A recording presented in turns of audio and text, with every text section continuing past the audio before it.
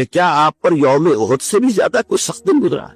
ان کے ہوش میں ظاہر بات ہے یوم احد حضور مجروح ہوئے، زخمی ہوئے، دندان مبارک شہید ہوئے، خون کا فوارہ چھوٹا، آپ پر بے ہوشی طاری ہوئی، آپ کی زبان مبارک سے ایک بددعا بھی نکل گئی، کیف یہدی اللہ قوما خضبوا وجہ نبیہم بالدم، اللہ اس قوم کو کیسے ہدایت دے گا جس نے اپنے نبی کے چہرے کو خون سے رنگیت بنا دیا، خون سے رنگ دیا۔ پھر یہ کہ 70 صحابہ جو ہے شہید ہوئے، جن میں حضرت حمزہ جیسے بھی ہیں، آپ کے چچا بھی ہیں، آپ کے خالہ داد بھائی بھی ہیں، آپ کے دور شریک بھائی بھی ہیں، ساتھ کے کھیلے ہوئے ہمجولی بھی ہیں، اسد اللہ ہے، اسد الرسول ہی بھی ہے، اور ان کی لاش آئی ہے کہ ناک کٹی ہوئی، کان کٹے ہوئے اور پیٹ چاک کر کے کلیجہ چبایا ہوا۔ تو سخت ترین دن حضرت عائشہ کے نزدیک یوم احد تھا۔ حضور نے فرمایا نہیں، مجھ پر سخت ترین دن یوم طائف تھا۔ آپ مکے سے مایوس ہو کر طائف گئے، اور نوٹ کیجئے یہ واحد موقع ہے جہاں نظر آتا ہے کہ حضرت ابو بکر بھی حضور کے ساتھ نہیں، ورنہ سائے کی طرح ساتھ رہنے والی شخصیت صرف ایک ہے ساتھ، زید ابن حارثہ رضی اللہ تعالی عنہ، جو منہ بولے بیٹے بھی قرار دے دیے گئے تھے، لیکن یہ کہ تھے تو غلام، آزاد کردہ غلام، مولا تھے حضور کے، وہ ساتھ ہے صرف۔ آپ نے عام راستہ اختیار نہیں کیا جو کہ آسان راستہ ہے، سیل کا راستہ اب بھی ہے۔ طائف کے دو راستے ہیں، مکے سے طائف جائے دو راستے ہیں، ایک طریق السیل کہلاتا ہے، ایک طریق الجبل کہلاتا ہے۔ پہاڑی راستہ جو ہے انتہائی دشوار گزار، انتہائی، آج بھی آپ جب چاہتے جائیں وہاں پر تو معلوم ہوتا ہے کیسی انہوں نے سڑک بنائی ہے، یہ نہایت دشوار گزار، لیکن اب تو بہرحال وہ بہت عمدہ سڑک بنی ہوئی ہے۔ حضور کے زمانے میں سڑک کہاں تھی؟ کس سختی کو جھیل کر اس طریق الجبل کو آپ نے اختیار کیا، اس لیے کہ عام طرف کا راستہ جہاں تھا وہ تو خطرہ تھا کہ فوراً حملہ ہو جائے، کیونکہ غالباً دارالندوہ میں یہ فیصلہ ہو چکا کہ اب قتل کر دو محمد کو، ختم ہوا، ابو طالب گیا، اب کوئی ہمیں اندیشہ نہیں ہے کہ کوئی ان فائٹنگ ہو جائے گی، کوئی جو ہے سول وار ہو جائے گی قریش میں، لہذا اس لیے آپ اوائڈ کر رہے ہیں اس راستے کو جس پر آپ درست عام ہے، وہ دشوار گزار راستے سے ہو کر طائف پہنچے، وہاں کے 3 سرداروں کے پاس جا کر اپنی دعوت پیش کی، اس امید میں کہ اگر ان میں سے کوئی ایک بھی دعوت قبول کر لے، مجھ پر ایمان لے آئے تو میں یہاں منتقل ہو جاؤں، یہ میرا دارالہجرت بن جائے۔ حکمت خداوندی میں، مشیت ازدی میں یہ معاملہ جو ہے، یہ شرف پہلے سے طے تھا یثرب کے لیے، لیکن حضور کی اپنی غور و فکر، سوچ بچار، اس کے حوالے سے آپ طائف پہنچے۔ تینوں نے جو جواب دیے ہیں کلیجے سے پار ہونے والے جوابات، ایک نے کہا فوراً جب روانہ ہو جاؤ یہاں سے، اس لیے کہ ہو سکتا ہے تم سچے ہو، واقعی رسول ہو، تو میں نے کوئی توہین کر دی تو میں مارا جاؤں گا، اور ہو سکتا ہے تم جھوٹے ہو تو جھوٹے کو میں وہ لگانا نہیں چاہتا، لہٰذا روانہ ہی ہو جاؤ۔ ایک نے کہا تمہارے سوا کوئی نہیں ملا تھا اللہ کو رسول بنانے کے لیے، یہ جو قرآن مجید میں بھی آیت کوٹ ہوئی ہے، من قریتین عظیم، یہ جو کوئی رجل ہوتا، کوئی شخص جو ان دونوں بستیوں میں بڑی عظمت والا ہوتا، دولت والا ہوتا، ولید ابن مغیرہ کی طرح اس کی جائیداد مکے میں بھی ہوتی، مدینے اور طائف میں بھی ہوتی، تو ایسا شخص نہیں ملا تھا اللہ کو کوئی نبی بنانے کے۔ تم جیسا یتیم مفلوق الحال، جس کا اپنا کوئی سرمایہ تھا ہی نہیں، جس کے لیے سرمایہ بھی اگر کوئی تھا تو بیوی کا تھا، وہ اللہ نے چنا۔ بہرحال آپ ان سے مایوس ہو کر روانہ ہونے لگے تو اشارہ کر دیا، جنہیں اسٹریٹ ارچنز آپ کہتے ہیں، یہ چھوکرے گلیوں کے آوارہ، یہ ذرا ان کی خبر لو۔ انہوں نے پتھراؤ شروع کیا ہے۔ اب ظاہر بات ہے کہ حضرت زید ابن حارثہ اگر وہ سامنے سے آ کر حضور کو شیلڈ کرتے ہیں، وہ پیچھے سے پتھراؤ کرتے ہیں، سائڈ سے کرتے ہیں، وہ پیچھے جاتے ہیں تو سامنے سے پتھر آ رہے ہیں، تاک تاک کر ٹخنے کی ہڈی کو نشانہ بنا کر، اور یہ کہ اس سے جو خون بہ رہا ہے وہ جا کر نالین کے اندر جم گیا ہے۔ وہاں سے پھر ذرا آپ نکلے ہیں، ایک جگہ ٹھہرے، زیادہ تفصیل میں نہیں میں جا رہا، لیکن خاص طور پر یہ نوٹ کرا دینا چاہتا ہوں کہ حضور کی زبان مبارک پر فریاد آ گئی، اللہم الیک اشکو ضعف قوتی وقلت حیلتی وحوانی علی الناس، اے اللہ تیری ہی جناب میں فریاد کرتا ہوں اپنی قوت کی کمی کا، اپنے وسائل کی کمی کا، اور لوگوں کے سامنے جو رسوائی ہو رہی ہے، رسوائی، یہ رسوائی مکے میں نہیں ہوئی تھی کبھی، یہ پتھراؤ مکے میں نہیں ہوا تھا کبھی۔ اللہم الیک اشکو ضعف قوتی وقلت حیلتی وحوانی علی الناس الی من تکلنی، اے اللہ مجھے کس کے حوالے کر دیا ہے، الی بعید یتجہمنی اور الی عدو ملکت امری، کیا وہ دور دراز کے لوگ جن کا مجھ سے کوئی تعلق ہی نہیں ہے، ان کو مجھ پر حملہ کرنے کے لیے کھلی چھوٹ دے دی، اور کیا دشمن کے حوالے مجھے کر دیا کہ جو چاہے کر بھی، یہ فریاد۔ لیکن اس کے بعد وہ مقام عبدیت غالب آتی، یہ جو دو نسبتیں ہیں محمد رسول اللہ کی، عبدہ و رسول، مقام عبدیت کا تقاضا کچھ اور ہے، سر تسلیم خم، کوئی شکوہ شکایت زبان پر نہ آئے۔ فرماتے ہیں ان لم یکن علی غضبک فلا ابالی، اللہ میں تو ناراض نہیں ہے تو پھر مجھے کوئی پرواہ، سر تسلیم خم ہے جو مزاج یار میں، اندیشہ تو یہ ہوا کہ کہیں تو ناراض نہ ہو گیا ہو. جیسے ابتدا میں چند دن کے لیے وحی کی آمد کا سلسلہ رکا تھا تو اندیشہ ہو گیا تھا کہ کہیں اللہ ناراض تو نہیں ہو گیا کہ وحی کا سلسلہ بند گیا، جس پر وہ آیات نازل ہوئیں وَالضُّحَىٰ وَاللَّيْلِ إِذَا سَجَىٰ مَا وَدَّعَكَ رَبُّكَ وَمَا قَلَىٰ وَلَلْآخِرَةُ خَيْرٌ لَكَ مِنَ الْأُولَىٰ. اسی کو کہتے ہیں فارسی میں کہ عشق است و ہزار بدگمانی. جہاں عشق کا اور محبت کا معاملہ ہوتا ہے تو بڑی جلدی بدگمانی پیدا ہو جاتی ہے، کہیں کوئی ناراض تو نہیں ہو گیا کسی وجہ سے، میری کوئی بات جو ہے کھل تو نہیں گئی کسی چیز سے، کوئی ایسی تو نہیں کہ ناگواری محسوس ہوئی ہو. تو ان لم یکن علی غضبک فلا ابالی، اگر غضب نہیں ہے تیرا، ناراض نہیں ہے تو پھر مجھے کوئی پرواہ نہیں. اعوذ بنور وجهک الذی اشرقت له الظلمات، میں تیرے چہرہ انور کی اس ضیاء اور نور کی پناہ میں آتا ہوں کہ جس سے تمام اندھیارے جو ہے وہ دور ہو جائے. بہرحال وہاں سے جب واپس آئے ہیں تو نوٹ کیجئے ٹرننگ پوائنٹ ہے یہ، اس لیے کہ یوم طائف ایک اعتبار سے کلائمیکس ہے، ذاتی اعتبار سے محمد الرسول اللہ صلی اللہ علیہ وسلم پر ابتلاء اور آزمائش اور امتحان اور سختی کا نقطہ عروج، کلائمیکس. اور اسے مولانا مناظر حسن گیلانی رحمت اللہ علیہ نے اپنی تصنیف النبی الخاتم میں ٹرننگ پوائنٹ قرار دیا. اس کے بعد سے اللہ تعالیٰ کی طرف سے خصوصی پروٹیکشن، اللہ تعالیٰ کی طرف سے خصوصی حفاظت جو ہے حضور صلی اللہ علیہ وسلم کو حاصل کی. لیکن یہ کہ فوری طور پر طائف سے واپسی کے بعد معاملہ یہ ہوا ہے. عالم اسباب میں حضور کا معاملہ یہ تھا کہ آپ داخل نہیں ہو سکتے مکے میں، کیا کریں، وہاں قتل کا فیصلہ ہو چکا، داخل ہوں گا کوئی قتل کر دے گا، اور جب دارالندوا میں فیصلہ ہو چکا ہو تو کوئی اس کے اوپر جرم نہیں، کوئی اس کے اوپر الزام نہیں، کوئی مقدمہ نہیں بنے گا. طائف گیا تھا خالی ہاتھ لوٹ رہا ہوں. عالم اسباب، اب نوٹ کیجیے جو نقطہ میں واضح کرنا چاہتا ہوں کہ حضور کی ساری جدوجہد عالم اسباب میں قدم و قدم زمین پر چل کر ہوئی. عالم اسباب کے وہ استعمال کرتے ہوئے ایک مشرک کو، کافر کو پیغام بھیجتے ہیں اگر تم مجھے امان دے دو، اپنی امان میں لے لو تو میں مکے میں آ جاؤں. مجھے وہ بتا چکا ہوں قبیلے کی بات یہ ہوتی ہے، ایک سے امان دے دی تو سب کی طرف سے امان. اس نے انکار کر دیا. پھر زید ابن حارثہ کو دوسرے کے پاس بھیجا، اس نے بھی انکار کر دیا. تیسرا شخص وہ شریف النفس تھا مطعم بن عدی، اس کے پاس جب پیغام پہنچا اس نے کہا ٹھیک ہے آپ میری امان میں آ جائیے. آپ نے فرمایا یوں نہیں، آؤ اور لے کر جاؤ. اس کی وجہ کیا ہے کہ میں اگر ایسے ہی مکے میں داخل ہو جاؤں فوراً مجھ پر حملہ کر کے ختم کر دیں تو لوگ تو کہیں گے ہمیں کیا پتا تھا کہ مطعم بن عدی نے امان دی ہے، لہٰذا آؤ اور لے کر جاؤ. اس درجے اسباب جو ہے دنیاوی، یہ عالم اسباب ہے، اور یہاں جو جدوجہد کرنی ہے اس عالم اسباب کے اندر رہتے ہوئے کرنی ہے، ان اسباب کو بروئے کار لا کر کرنی ہے، انہیں استعمال کر کے کرنی ہے. لہذا آپ نے ایک مشرک کافر کی امان لینی قبول کی، اور پھر وہ مطعم بن عدی آیا ہے ہتھیار سجا کر، 6 بیٹے ساتھ لے کر، 6 بیٹے ہتھیاروں سمیت، اور کہتا ہوا میں نے محمد کو امان دی ہے، آج سے محمد میری امان میں، تب مکے میں جا. یہی وجہ ہے کہ حضور کو اتنا پاس تھا اس کے اس احسان کا. غزوہ بدر میں جب 70 قیدی قریش کے حضور کے ہاتھ میں تھے، اسیران بدر، حضور نے فرمایا تھا کہ اگر آج مطعم بن عدی زندہ ہوتا اور وہ سفارش کرتا تو میں ان 70 کے 70 کو چھوڑ دیتا بغیر کسی فتنے. لیکن یہ کہ مطعم بن عدی کا اس دوران انتقال ہو چکا تھا، وہ اسی حالت کفر و شرک کے اندر مر گیا. میں نے کچھ جھلکیاں آپ کو دکھائی ہیں.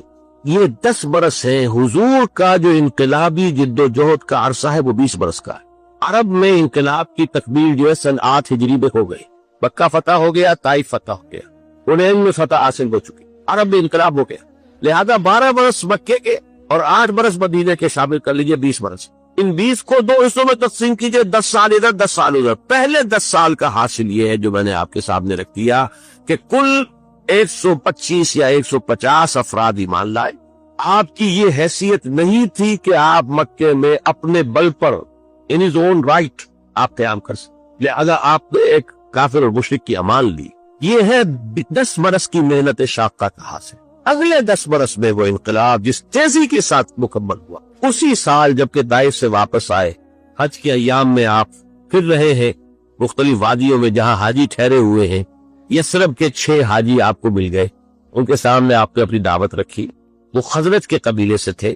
مدینے میں یہودی چونکہ یہ کہا کرتے تھے کہ نبی آخر زمان کا ظہور ہونے والا ہے، ان قریب جو ہے آخری نبی کا ظہور ہوگا. اور جب ان کے جھگڑے ہوتے تھے اوس اور خزرج سے یہودیوں کے، اور مار کھاتے تھے ان سے، جیسے منیے اگر ان کا کوئی جھگڑا ہو جاتا تھا گاؤں میں تو ظاہر بات ہے مار تو ان کا مقدر تھی، ایسے ہی وہ مار کھاتے تھے. لیکن کہتے تھے کہ ابھی تو تم ہمیں دبا لیتے ہو، لیکن دیکھو नबी आखिर ज़मां का ज़हूर का वक्त करीब है, जब हम उनके साथ होकर तुमसे लड़ेंगे तो तुम हमें शिकस्त नहीं दे सको। ये कानों में उनके बातें पड़ी हुई थी। लिहाजा जब हुजूर ने अपनी दावत पेश की, उन्होंने कनखियों से एक दूसरे को देखा। मालूम होता है ये वही नबी है जिनका जिक्र यहूद करते हैं। तो इससे पहले कि यहूदी इन पर ईमान ले आए, तुम ईमान ले आओ।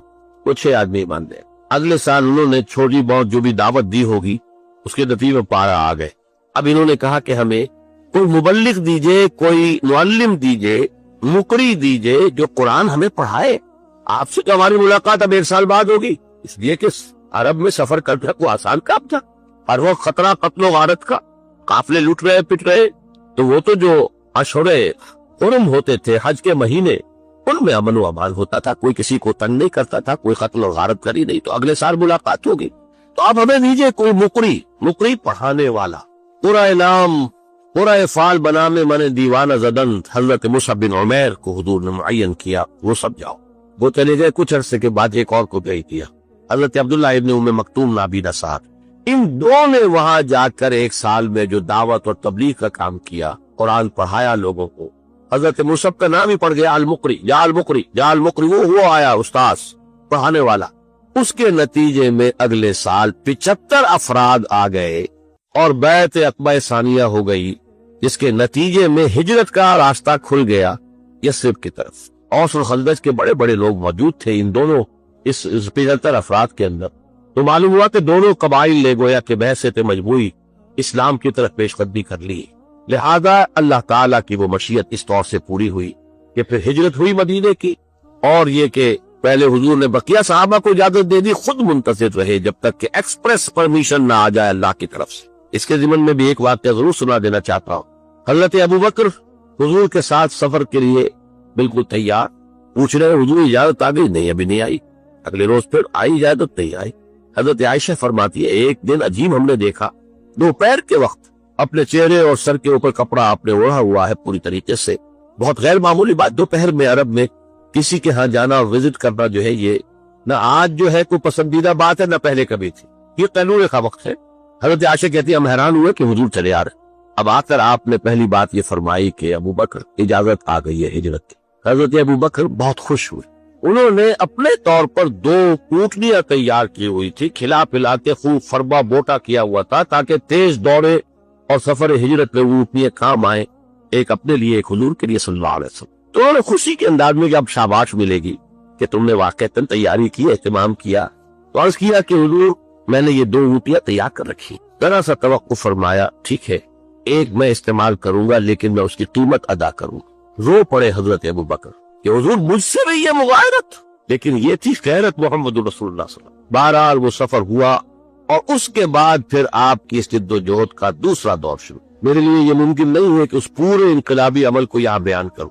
इस मक्की दौर में दावत, तरबियत और तज़किया, तंजीम और सबर महज 4 चीजें बैक वक्त चली है। सबर महज क्या था कि इस दौर में ये तैयारी का दौर है, जब तक कि हमारे पास इतनी ताकत नहीं है कि कुफ्र के सामने आमने सामने खड़े होकर मुकाबला करें। उस वक्त तक अगर तुम पर कोई ज्यादती की जाए तो झेलो और बर्दाश्त करो और सब्र करो, कोई जवाबी कार्रवाई न करो। ये इंतहाई समझिए कि क्रूशल था मामला हुजूर की कामयाबी का और हुजूर की दूर अंदेशी का, मामला फैबी का। कुरान मजीद में वही जली में कोई ऐसा हुक्म नहीं आया था। वो तो हुक्म जो है उसका तस्करा आता है सूरह निसा के अंदर के एक वक्त था जबकि तुमसे कहा गया था कि कुफू ऐदियकुम, अपने हाथ बंधे रखो। उस वक्त तो कुछ लोग कहते थे कि हमें जंग की इजाजत नहीं चाहिए। अब आज जबकि जंग फर्ज कर दी गई है, कुछ लोग हैं कि जो उससे नहीं कतरा रहे। वहां ये जिक्र सूरह निसा में आया है, मक्की सूरतों में कहीं इसका जिक्र। अब ये भी मुमकिन है कि वही खफी के जरिए से अल्लाह ने यह हुक्म दिया। हुजूर पर सिर्फ वही जली नहीं आती थी, वही खफी भी आती थी। लेकिन उससे ज्यादा करीने कयास ये कि हुजूर का अपना तदब्बुर था, हुजूर की अपनी तदबीर थी, हुजूर की अपनी सोची समझी राय थी कि कोई इनकलाबी जमात जबकि अभी वो थोड़ी है, तादाद में कम है, कुव्वत में कमी है, अगर वो वायलेंट हो जाए तो कुचल दी जाएगी। वो वायलेंट नहीं है तब भी सताए जा रहे हैं, मारे जा रहे हैं, उन्हें घरों में बंद किया जा रहा है, उनको भूखा रखा जा रहा है, गुलामों के ऊपर तशद्दुद किया जा रहा है। 2 हज़रात को तो शहीद भी कर दिया गया, हज़रत सुमैया और हज़रत यासिर रज़ी अल्लाह तआला अन्हुमा, मियां बीवी। लेकिन यह कि जब इस हालत में ये कर रहे हैं जबकि हमारी तरफ से कोई जवाबी कार्रवाई नहीं, कोई रिटेलिएशन नहीं, अगर कहीं कोई جوابی کارروائی ہو جائے تو پورا جواز مل جائے گا انہیں کہ وہ ہمیں کراش کرتے رکھتے. یہ انتہائی حکیمانہ فعل، انتہائی مدبرانہ انداز. We have to buy time, ابھی تو ہمیں وقت چاہیے کہ ہم اپنی دعوت و تربیت کے ذریعے سے اپنے بیس کو، اپنی طاقت کو وسیع کریں، مضبوط کریں، مستحکم کریں. جس کو علامہ اقبال نے کہا ہے کہ با لشہ درویشی در ساد و دمادم زن، درویشی کا انداز اختیار کرو، اس سے موافقت اختیار کر لو اور پھر اس پر لگے رہو، کوشش کرتے رہو. آخر دعوت و تبلیغ بھی تو درویشی ہوتی ہے. پھر یہ کہ درویش کو اگر آپ نے تھپڑ مار دیا تو جواب میں آپ کو تھپڑ نہیں مارے گا، یہی درویشی ہے. بدھ مت کے بھکشو ہے، ظاہر بات ہے کہ ان کے آپ کو خلاف اقدام بھی کریں گے، وہ جوابی کارروائی نہیں کریں گے. تو دعوت و تبلیغ، تربیت و تزکیہ، تنظیم اور صبر محض، no retaliation, no raising of hands even in self defence, چاہے تمہارے ٹکڑے اڑا دے. حضرت خباب بن الارض سے کہا گیا اتارو کرتا، اتار دیا. دیکھتے ہوئے انگارے زمین میں بچھا رکھے، پہلے ان کی نگاہوں کے سامنے، لیٹ جاؤ، لیٹ گئے. حکم ہے محمد عربی کا صلی اللہ علیہ وسلم. ورنہ ایک آدمی ڈیسپریٹ ہو جائے کہ یہ تو مجھے زندہ کے کباب بنانے چلے ہیں، اور وہ کوئی اقدام کرے تو 2-4 کو مار کر تو مرے گا نا. ڈیسپریٹ آدمی. بلی کو بھی اگر آپ کارنر کر لے اور اسے محسوس ہو کہ اب اس نے میرے لیے کوئی راستہ نہیں چھوڑا ہے بھاگنے کا، وہ آپ پر حملہ ہو جائے گی. بلی تو ایک انسان، اسے یہ معلوم ہو جائے کہ یہ تو مجھے بھولنے لگے زندہ کو، تو وہ اگر کوئی کارروائی کرے گا تو 1-2 کو تو مار کر مرے گا نا. لیکن نہیں، اجازت نہیں.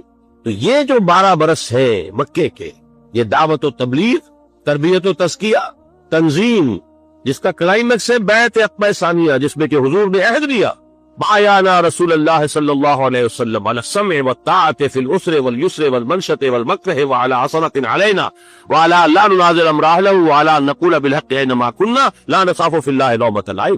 ہم نے بیعت کی تھی اللہ کے رسول سے کہ آپ کا ہر حکم سنیں گے اور مانیں گے، اطاعت کریں گے، خواہ مشکل ہو خواہ آسان ہو، خواہ طبیعت آمادہ ہو خواہ ہمیں اپنی طبیعتوں پر جبر کرنا پڑے، خواہ آپ دوسروں کو ہم پر ترجیح دے دیں، اور جنہیں بھی آپ امیر بنائیں گے، ذمہ دار بنائیں گے، ان سے بھی جھگڑیں گے نہیں، ان سے تعاون کریں گے، اور جہاں بھی کہیں ہوں گے حق بات اور صحیح مشورہ ضرور پیش کر دیں. یہ بیعت تھی، اس کی بنیاد پر ایک عظیم تنظیم وجود میں آئی. اور یہ صبر محض، یہ 4 مراحل تھے اس امر کے، اس انقلابی جد و جہد کے، جو مکے میں پورے ہو گئے. مدینے میں آ کر 6 مہینے آپ نے لیے 3 کاموں کے لیے، جس کو کہیں گے ہم انٹرنل کنسولیڈیشن. مسجد نبوی کی تعمیر جو ایک مرکز بن گیا، اب یہ دار الندوہ بھی ہے، دار المشاورہ بھی ہے، یہ دار العبادہ بھی ہے، دار الصلاۃ بھی ہے، یہی دار التعلیم بھی ہے، یہی دار التزکیہ بھی ہے، دار الاحسان بھی ہے. خانقاہ کہہ لے، دستگاہ کہہ لے، تربیت گاہ کہہ لے، عبادت گاہ کہہ لے، حکومت کا مقام کہہ لے، مشورے کی جگہ کہہ لے، پارلیمنٹ ہاؤس کہہ لے، یہ سب مسجد نبوی ایک مرکز وجود میں آ گئے. نمبر 2، انصار اور مہاجرین کو بھائی بھائی بنانا، تاکہ یہ 2 حصے، ہماری جماعت، اسلامی جماعت کے 2 حصے مربوط ہو گئے. نمبر 3، یہودیوں کے ساتھ بھی ایک معاہدہ کر کے انہیں جکڑ لینا، جوائنٹ ڈیفنس آف مدینہ، کہ اگر مدینے پر باہر سے حملہ ہوا تو سب مل کر دفاع کریں. یہ تھی آپ کی. اور یہاں میں آپ کو بتا دوں، ٹوائنبی نے ایک بڑا زہر بھرا جملہ کہا تھا حضور کے بارے میں، Muhammad failed as a prophet but succeeded as a statesman. Muhammad نبی کی حیثیت سے تو ناکام ہو گئے، مکے میں جو نقشہ تھا، دعوت ہے، تبلیغ ہے، تربیت ہے، تزکیہ ہے، صبر ہے، یہ تو تھا وہ واقعی جو نبی کام کیا کرتے تھے. وہی جو حضرت عیسیٰ نے 3 سال کیا، وہی کام تھا نا. پر دیر ہی فیلڈ، ناکام ہو گئے، بھاگے وہاں سے. ان کا کہنا یہ فلائٹ ٹو مدینہ کہتے ہیں، فرار، مدینے کی طرف فرار. یہ فرار نہیں تھا، یہ جیسے آلٹرنیٹ بیس کی تلاش میں آپ گئے تھے طائف، مشیت ازدی کچھ اور تھی. یہ آلٹرنیٹ بیس تھا جو مدینے کی شکل میں اللہ نے عطا کیا اپنی جد و جہد کو لانچ کرنے کے لیے، اپنے آفینسو کے لیے بیس وہ مدینہ عطا کیا. تو جو پروفیسر منگمبری واٹ ہے، جس کو کہ ایک مرتبہ ضیاء الحق صاحب نے یہاں پہ خاص طور پر بلایا تھا، برطانوی پروفیسر ہے، اس نے سیرت النبی پر 2 کتابیں لکھی ہیں، محمد at Mecca, Muhammad at Madina. اور ان دونوں کتابوں کے اندر حضور کی شخصیت کے متضاد پہلوؤں کو نمایاں کیا ہے. مکے والا محمد کچھ اور ہے، مدینے والا اور ہے.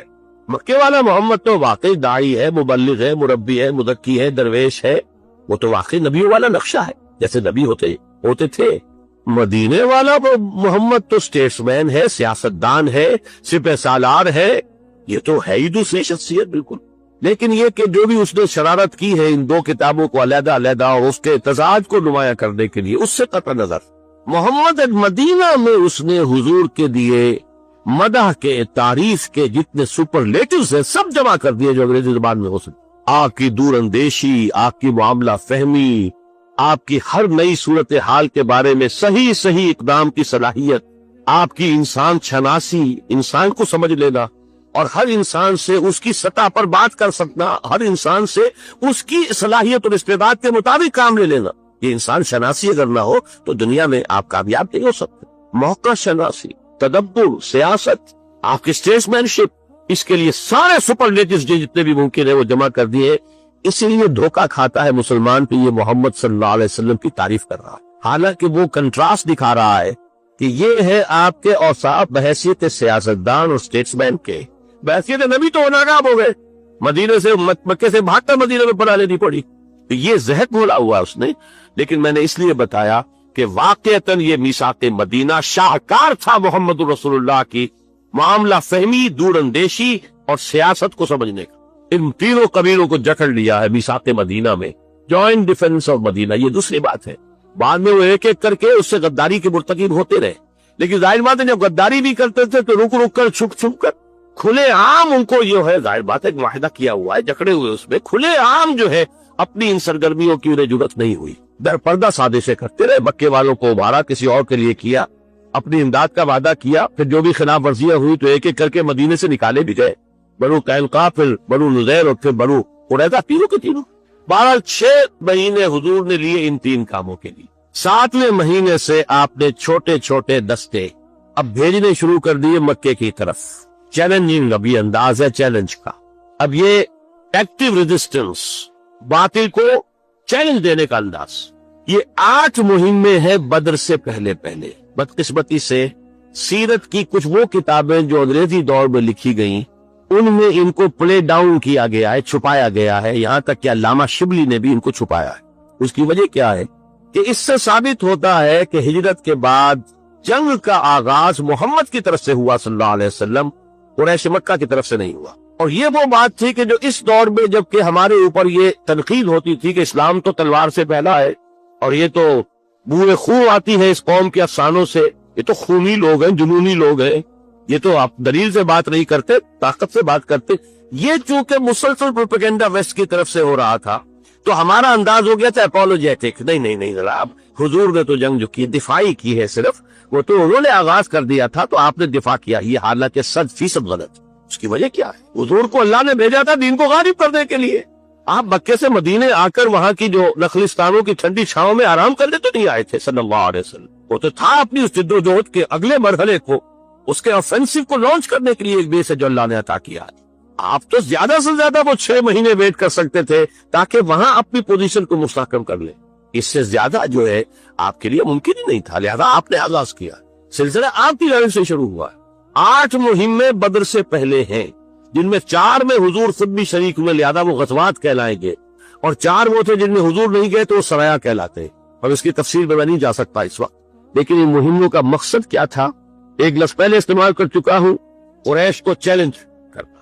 اب 2 لفظ اور سمجھ لیجئے، اکنامک بلاکیڈ آف مکہ، کیونکہ ان کا سارا جو معاملہ تھا معاش کا، وہ تجارتی قافلے جاتے تھے، شمال کی طرف قافلہ جاتا تھا، شام کی طرف وہ بدر سے ہو کر گزرتا تھا. بدر ظاہر بات ہے مکے سے 80 میل کے فاصلے پر ہے اور مدینے سے اور مکے سے 200 میل کے فاصلے پر، لہذا یہ زد میں تھا مسلمانوں کی.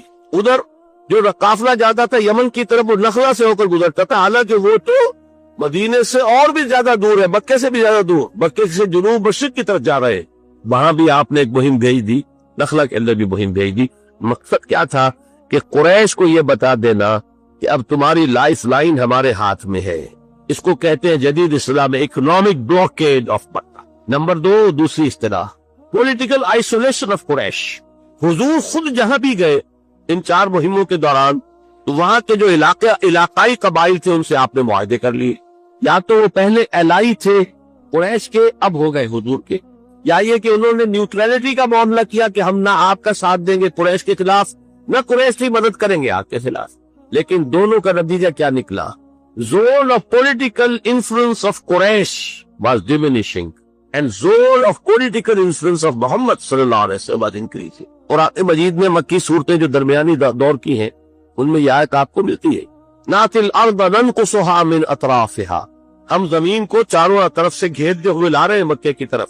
مکی دور میں وہ کیا تھا کہ ان قبائل میں بھی اسلام پھیلنا شروع ہو گیا تھا، اور گویا کہ اب مکے کی طرف اسلام جو ہے دوسرے قبائل سے پیش رفت کر رہا۔ اب اس کی شکل کیا بنی ہے کہ حضور نے جب ان قبائل کے ساتھ معاہدے کر لیے تو پولیٹیکل انفلوئنس جو ہے حضور کا بڑھتا چلا گیا اور قریش کا گھٹتا چلا۔ اس پر تنگ آمد بجند آمد، قریش کا وہ 1000 کا لشکر نکلا ہے۔ اس کا جو ایکسائٹنگ کازز ہوئے تھے وہ 2 ہو گئے تھے، ایکسائٹنگ کازز فوری۔ ایک تو جو نخلا میں آپ نے گروہ بھیجا تھا اس کی مٹ بھیڑ ہو گئی ایک تجارتی قافلے سے جو قریش کا تھا، ایک مشرک مکے والا مسلمانوں کے ہاتھوں مارا گیا، ایک کو انہوں نے اسیر بنایا لے آئے اور مال تجارت بھی لیا۔ اب شور مچیا مکے میں کہ محمد کی یہ جرت کہ اس کے آدمیوں نے ہمارا آدمی مار دیا۔ یہ پہلا قتل ہے جو ہجرت کے بعد ہوا۔ کفار کی طرف سے ہجرت کے بعد سے لے کے تاحال کوئی قتل نہیں ہوا، پہلا قتل ہوا ہے مسلمانوں کے ہاتھوں ایک مشرک کا۔ ثانیاً جب حضور نے پیچھا کیا تھا قریش کے قافلے کا جو ابو سفیان لے کر جا رہا تھا یا جا رہے تھے کہنا چاہیے کیونکہ بعد میں ایمان لے آئے صحابی ہے، اس وقت تک وہ کافر تھے، مشرک تھے، تو حضور نے پیچھا کیا تھا لیکن وہ نکل گئے تھے جلدی سے۔ اب وہ واپس آ رہا تھا قافلے کو لے کر، اسے اندیشہ ہوا اب قافلہ جو ہے وہ تو لدا پھندا ہے، 1000 اونٹ کے اوپر مال تجارت لدا ہوا، سمجھیے کروڑوں کا سامان ہے۔ اس نے SOS کال بھیجی، 2 کام کیا۔ ابو سفیان نہایت اسٹیٹس مین، نہایت مدبر انسان تھے۔ ایک طرف قریش کو کال بھیج دی SOS کال کہ مجھے خطرہ ہے محمد سے اور ان کے آدمیوں سے کہ وہ حملہ کریں گے اور ہمیں لوٹ لیں گے، لہذا مدد بھیجو۔ دوسری طرف راستہ بدل دیا خود، بجائے بدر سے ہو کر گزرنے کے نیچے اسفل منکم جو آیا ہے سورہ انفال میں، وہ نیچے یعنی ساحل کے ساتھ ساتھ ہو کر گزر گئے۔ لیکن وہاں جو کال پہنچ گئی تھی ادھر سے ابو سفیان کی کال پہنچ گئی، ادھر سے وہ لوگ روتے پیٹتے ہوئے آگے، چیختے چلاتے ہوئے، کپڑے پھاڑتے ہوئے کہ محمد کے آدمیوں نے ہمارا ایک آدمی مار دیا۔ اس کے نتیجے میں قریش کے جو ہاکس تھے ان کا پلڑا بھاری ہو گیا ڈفس پر۔ یہ 2 اصطلاح آدمی جدید ہیں، ہر قوم میں اس طرح کے لوگ ہوتے ہیں، ہمارے ہاں بھی آج یہ صورت موجود ہے۔ کچھ لوگوں پہ رائے یہ ہے کہ خرچے بادہ باد لڑ رہے ہو بھارت کے ساتھ، وہ ہاکس ہیں اس وقت۔ نتائج کیا ہو سکتے ہیں اس کے بارے میں زیادہ سوچنے کی وہ تکلیف گوارا نہیں کرتے۔ جوش ہے، خروش ہے، ولولہ ہے۔ کچھ لوگ ہوئے تو جو نہیں کہہ رہے کہ بھائی سوچو اس کے نتائج بہت خطرناک ہو سکتے ہیں، آل آؤٹ وار بھارت اور پاکستان کی کیا نتائج ہوں گے، اور اگر خدا نے خواستہ، لیکن یہ کہ خدا نے خواستہ تو میں کہہ رہا ہوں، لوگوں کا تو کہنا یہ کہ خواستہ ہی خواستہ ہوگا لازماً یہ کہ وہ ایٹمک وار بن جائے گی، نہ خواستہ کے کیا سوال، وہ تو لازمن بنے گی ایٹمک وار، اور اس کے جو نتائج ہوں گے جتنے ہولناک ہوں گے، اور جس کا سب سے بڑا نتیجہ یہ نکلے گا کہ پھر عالمی قوتیں ہمارے اوپر آ کر حملہ کریں گی اور ہماری ایٹمی صلاحیت کو ہمیشہ کے لیے ختم کر دیں، جیسے صدام حسین کی صلاحیت کو انہوں نے ختم کیا، اگلا پچھلا کھایا پیا سارا اگلوا لیا، اور ابھی اس پر بس نہیں ہے۔ بہرحال کچھ لوگ ہوئے جو مشورہ دے رہے ہیں کہ ان چیزوں کو دیکھو، سوچو، تو یہ ڈوز کہلائیں گے، وہ ہاکس کہلائیں گے۔ قریش میں بھی 2 طرح کے لوگ تھے، ہاکس میں ابو جہل تھا، عقبہ ابن ابی معیط تھا، اور بڑے بڑے لوگ تھے، وہ کہتے تھے چلو جی چل کر مدینے پہ حملہ کرو، ختم کرو محمد کو اور ان کے ساتھیوں کو۔ دوسری طرف کچھ وہاں ڈس بھی تھے۔ عتبہ ابن ربیعہ ایک بزرگ شخصیت جو پہلا مقتول ہے بدر کے میدان میں، لیکن وہ بہت شریف النفس انسان تھا، عتبہ ابن ربیعہ۔ حکیم ابن حزام، وہ تو شاید اندر کھاتے ایمان بھی لا چکے ہو لیکن ظاہر نہیں کیا تھا انہوں نے، بہت شریف انسان، وہ کہتے تھے کہ بھائی نہیں، اب وہ بلا ہمارے سر سے ٹل گئی ہے۔ عتبہ ابن ربیعہ کا قول آپ کو سنا رہا ہوں کہ دیکھو وہ بلا ہمارے سر سے ٹل گئی، محمد ان کے ساتھی چلے گئے، اب تم محمد کو عرب کے حوالے کر دو، عرب سے مراد بقیہ عرب، اس لیے کہ محمد تو چین سے بیٹھنے والے نہیں ہیں، انہوں نے اپنی دعوت پھیلانی ہے، تو جو رد عمل ہمارا ہے وہی ہوگا۔ سارے کے سارے عرب کے لوگ جو ہے بت پرست ہیں، مشرک، اگر ان سے کشمکش ہوئی محمد کی، تو اگر محمد ان پر غالب آ گیا صلی اللہ علیہ وسلم تو ہمارا کیا جائے گا؟ خید و کرشی نا، ہمارا اپنا بھائی ہے نا، وہ یا کہ قریش کی حکومت قائم ہو جائے گی پورے عرب پر، اور اگر بقیہ عرب نے محمد کو ختم کر دیا صلی اللہ علیہ وسلم تو جو تم چاہتے ہو وہ ہو جائے گا، اور تمہیں اپنی تلواریں اپنے بھائیوں کے خون سے رنگین نہیں کرنی پڑے گی۔ آخر محمد کون ہے؟ بنی ہاشم میں سے ہے۔ ابو بکر کون ہے؟ وہ آخر تمہارے قبائل میں سے ہے۔ عمر کون ہے؟ بنو عدی میں سے ہے۔ ابو بکر بنو تین میں سے ہے۔ آخر یہ لوگ کون ہوں؟ خود ابو سفیان کا، خود عتبہ ابن ربیعہ کا بیٹا ادھر ہے، حذیفہ، یہ سارے جو ہے آپس کے رشتے ہیں تمہارے۔ حضرت ابو بکر حضور کے ساتھ تھے، بیٹا عبد الرحمن ادھر سے آیا تھا لڑنے کے لیے، اور اس نے کہا بھی تھا کہ ابا جان بدر میں ایک موقع پر آپ میری زد میں آ گئے تھے، میں نے آپ کو چھوڑ دیا، رعایت کی آپ کے ساتھ۔ جب حضرت ابو بکر نے جواب دیا تھا کہ بیٹے یہ تم نے اس لیے کیا کہ تم کفر کے لیے، باطل کے لیے لڑ رہے تھے، خدا کی قسم اگر تم کہیں میری زد میں آ جاتے میں کبھی نہ چھوڑتا۔ تو اس نے یہ کہا عتبہ بن ربیعہ نے کہ ہم اپنی تلواریں اپنے بھائیوں کے خون سے رنگی، اس سے بہتر ہے عرب جو ہے باقی نمٹ لے کے ختم کر دیں گے، اور اگر ان کا پلوا باری ہو جائے تو اس کے معنی کیا ہوں گے؟ پورے جزیرہ نما عرب پر ہماری حکومت قریش کی ہوگی نا۔ لیکن جب یہ دو چیزیں آ گئی تو اب یہ جو ڈوز تھے وہ بے بس ہو گئے۔ ہاکس جو ہے انہوں نے تیاری کی، تبل بجایا، 1000 کا لشکر تیار کر کے کیل کھادے سے لیستے پڑے۔ اس میں بھی ایک بات بتا دوں، جب عین بدر کے میدان میں پہنچ گئے، ادھر سے حضور بھی اپنی 313 کی نفری لے کر آ گئے، انہیں پیغام پہنچ گیا کہ ہمارا قافلہ تو بچ کے نکل گیا، پہنچ گیا وہ تو مکے، اس کے لیے کوئی اندیشہ نہیں رہا۔ حکیم ابن حزام آتے ہیں، عتبہ ابن ربیعہ وہی شریف النفس انسان، کہتے دیکھیے ہمارا قافلہ تو بچ کے نکل گیا ہے، اب لڑائی کی کیا ضرورت ہے؟ آپ کی حیثیت ایسی ہے کہ آپ اگر چاہیں تو یہ خوریزی روک سکتی ہے۔ دونوں مل کر آئے، ہاک جو ہاک اعظم تھا سب سے بڑا، ابو جہل اس کے پاس، جب عتبہ نے یہ بات پیش کی اور ساتھ ہی یہ کہا کہ وہ جو ہمارا ایک آدمی قتل ہو گیا تھا محمد کے آدمی اس کے ہاتھوں صلی اللہ علیہ وسلم، اس کی دیت، اس کا خون بہا میں ادا کر دیتا ہوں، باقی یہ کہ ہمارا قافلہ تو بچ کے نکل ہی گیا ہے تو خواہ اس خوریزی سے جو ہے ایوائڈ کریں، واپس چل۔ ابو جہل نے ایک تو بلایا اس کے بھائی کو جو مقتول تھا کہ تمہارا جو بدلہ ہے وہ تمہارے ہاتھ سے جا رہا ہے، اور اس نے اپنے کپڑے پھاڑے اور چیخ ماری، اور جو بھی عرب کا رواج تھا کہ مجھے تو قصاص چاہیے، بدلہ چاہیے، مجھے کوئی خون بہا نہیں چاہیے۔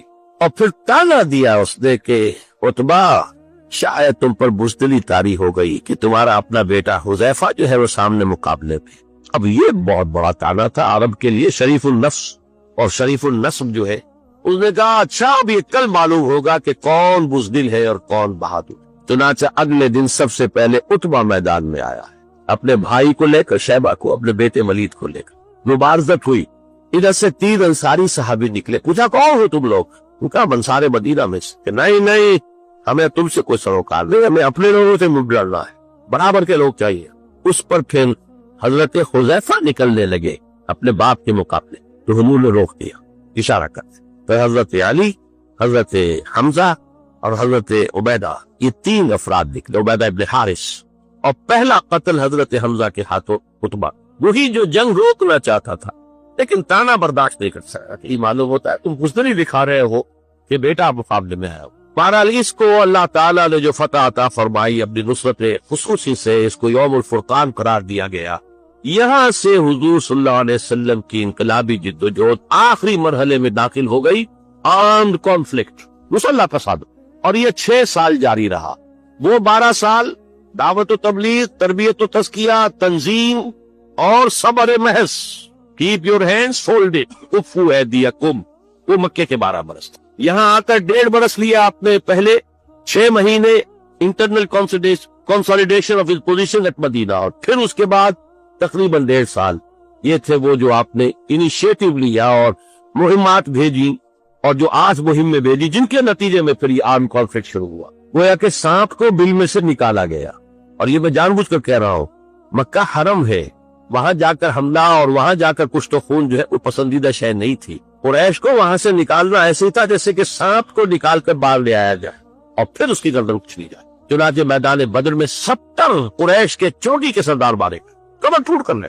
البتہ اس کے بعد ظاہر بات ہے جو میں نے کہا 6 سال کی جنگ، یہ ہے کنٹینیوس وار، یہ جن کو ہم جانتے ہیں یہ بیٹلز ہیں، battle of Badr, battle of Uhud, battle of trenches, غزوہ بدر، غزوہ احد، غزوہ احزاب وغیرہ وغیرہ، غزوہ بنی المصطلق، غزوہ خیبر، غزوہ فلاں، یہ غزوات ہیں، جنگ مسلسل۔ لیکن چونکہ محمد رسول اللہ صلی اللہ علیہ وسلم نے پوری تیاری کی تھی، افراد کو تیار کیا تھا، ان کا تزکیہ کیا تھا، ان کے اندر وہ ولولہ پیدا کر دیا تھا کہ ہر عبادت آباد جانے تک دینے کے تیار، نظم کا خوگر بنا دیا تھا، پھر ان کی للہیت اس درجے کو پہنچ چکی تھی کہ شہادت ہے مطلوب و مقصود مومن، نہ مال غنیمت نہ کشور کشانی۔ یہ ساری تیاری کر کے آپ اس میدان میں آئے تھے، یہ عام کانفلکٹ کا دور شروع ہوا، اللہ تعالیٰ نے کامیابی عطا فرمائی، جاء الحق وزهق الباطل ان الباطل کان زہوقا۔ سن 8 یا 9 میں یوں سمجھیے کہ یہ اندرون ملک عرب انقلاب کی تکمیل ہو گئی۔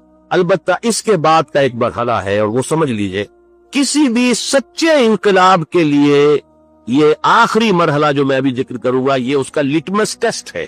ٹرو ریولوشن، حقیقی انقلاب صرف وہ ہوتا ہے جو کسی جغرافیائی یا قومی یا ملک کی حدود کے اندر محدود نہیں رہتا، وہ پھیلتا، ایکسپورٹ ہوتا ہے، اس لیے کہ وہ نظریے کی بنیاد پر ہوتا ہے۔ نظریہ جو ہے اسے کوئی پاسپورٹ درکار نہیں، کوئی ویزا درکار نہیں، وہ تو جیسے بادل ادھر سے ادھر جا رہے ہیں، ہوا ادھر سے ادھر جا رہے، نظریہ بھی جائے گا۔ نظریہ پھیلے گا تو اس انقلاب کی جو ہے وہ توسیع ہوگی۔ تو جو انقلاب اپنے آپ کو انقلاب تو کہے لیکن کسی حدود کے اندر رہ جائے محدود ہو کر، وہ انقلاب حقیقی نہیں ہے، اپرنٹ انقلاب ہے، ظاہری طور پر انقلاب کہیں گے۔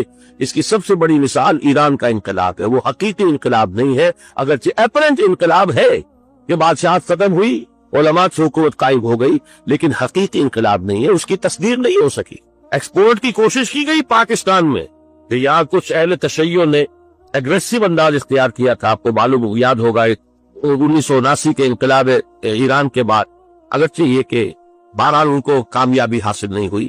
یا پھر ایکسپورٹ ہو سکتا تھا سب سے زیادہ آسانی کے ساتھ، وہ عراق میں ملحق بھی تھا، اور 55% آبادی جو ہے عراق کی وہ شیعوں پر مشتمل ہے، لیکن وہاں بھی ایک اسٹریٹجک غلطی ہوئی خمینی صاحب سے، اور بڑی ہوشیاری کا ثبوت دیا خدام حسین نے، جس نے اسے عرب اور عجم کا کانفلکٹ بنا دیا۔ اصولی وہ بات پر رہی، بلکہ یہ گویا کہ نیشنلزم آ گیا، ایرانی نیشنلزم ورسس عرب نیشنلزم۔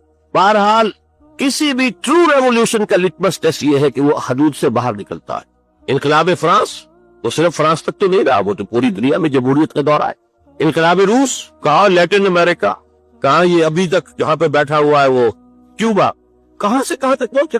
تو انقلاب جو ہے وہ حاصل، یہی وجہ ہے کہ حضور کے انقلاب کا بین الاقوامی یا عالمی مرحلہ بھی فوراً شروع ہو گیا، جس کا آغاز حضور خود کر گئے۔